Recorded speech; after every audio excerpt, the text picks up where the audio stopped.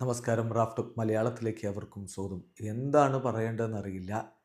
ശരിക്കും നിരാശ തോന്നുകയാണ്. Heart broken. അവസാന നിമിഷത്തിൽ ആ ഗോള് ബ്ലാസ്റ്റേഴ്സിൻ്റെ വലയിലേക്ക് അങ്ങ് കയറിയപ്പോൾ മിക്കായൽ സ്റ്റേർ നിന്നൊരു നിൽപ്പില്ലേ, അത് ഹൃദയം തകർക്കുന്ന ഒന്നാണ്. ഓരോ കേരള ബ്ലാസ്റ്റേഴ്സ് ആരാധകൻ്റെയും മനസ്സിൽ നീറ്റലുണ്ടാക്കുന്ന കാഴ്ചയാണ് നമ്മളപ്പോൾ കണ്ടത്.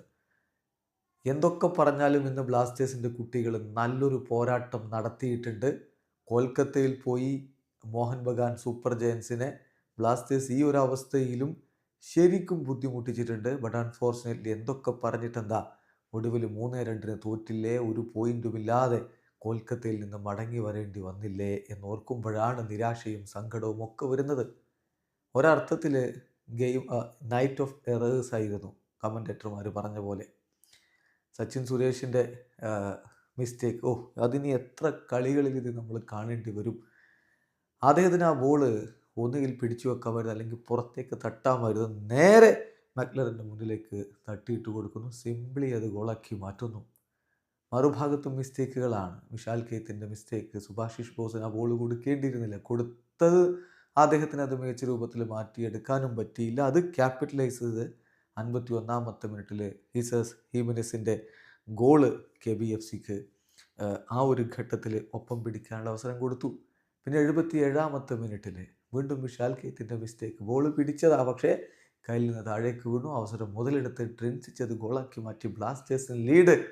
നമ്മൾ സന്തോഷത്തിലേക്ക് പോകുന്ന കാഴ്ചയായിരുന്നു അപ്പോൾ.